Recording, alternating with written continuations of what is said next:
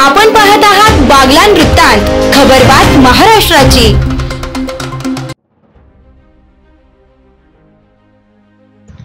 किकवारी बुद्रुक काल ऋषीपंचमी असल्याने आई अंघोळीसाठी कपालेश्वर येथे गेली होती व तसेच वडील कामानिमित्त सटाणा येथे गेले होते। त्यावेळी बागलाण तालुक्यातील किकवारी बुद्रुक परिसरातील वाघदर येथे भास्कर आहिरे यांच्या मालकीचं शेत शिवारातील घरामध्ये काल रविवारी दुपारी त्यांचा मुलगा व मित्र हे दोघे अभ्यास करत होते। दुपारी 12:30 वाजेच्या सुमारास मोटरसायकलने 3 अनोळखी इसम घरामध्ये घुसून आले। तेव्हा त्या इसमाने घरामध्ये कोण कोण आहे यांची संपूर्ण चौकशी त्या मुलांकडून करून घेतली। तेव्हा तिघांपैकी 2 जण बाहेर निघून गेले। त्यातला एक त्या मुलाच्या कपाळावर नकली बंदूक ठेवून त्यांना घरामध्ये पैसे कुठे आहेत, दागिने कुठे आहे असं विचारत होते। मात्र मुलांच्या लक्षात आलं की सदर बंदूक नकली आहे। तेव्हा त्यांनी त्याला प्रतिसाद न देता त्याच्या तावडीतून सुटण्याचा प्रयत्न केला। मात्र त्यांच्याकडे अजून एक हत्यार असल्याने त्याने ते काढलं। तेव्हा मुलं हे सर्व भयभीत झाले। तेव्हा त्या इसमाने घराची झाडाझडती घेतली, मात्र त्याला कुठे काहीच मिळून नाही आले। त्याने त्या संतापात त्या दोघा मुलांचे हातपाय बांधून मक्याच्या शेतामध्ये घेऊन गेला व त्यांच्या पप्पाला फोन लावून 10 लाख रुपये खंडणीची मागणी केली।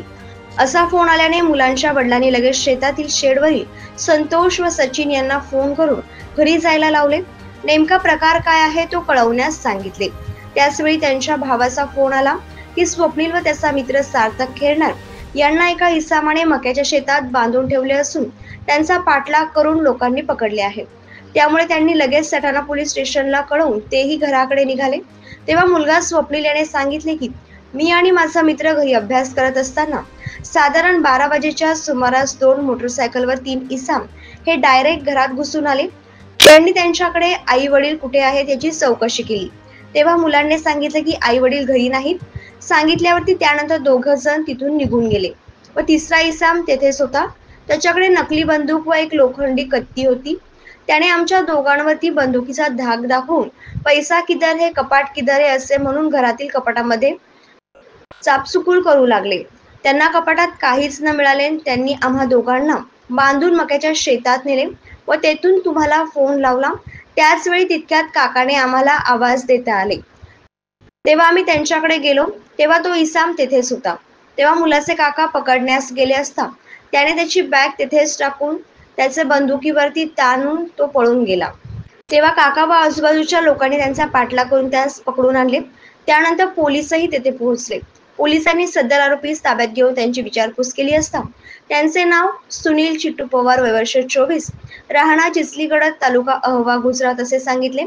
त्यावेळी पोलिसांनी त्यांची बॅग घटनास्थळावरून मिळून आली असून त्यात त्यांच्या जवळ एक मोबाईल फोन व एक लोखंडी कत्ती मिळून आली। तसेच त्यांच्या सोबत दोघांचे दोन्ही इसमांविरुद्ध कायदेशीर गुन्हा नोंदवला आहे। पुढील तपास वरिष्ठ पोलीस निरीक्षक बाजीराव पोवार, पोलीस उपनिरीक्षक अनिल भारती हे करीत आहेत। बागलाण वृत्तांतासाठी अभिमन आहिरे।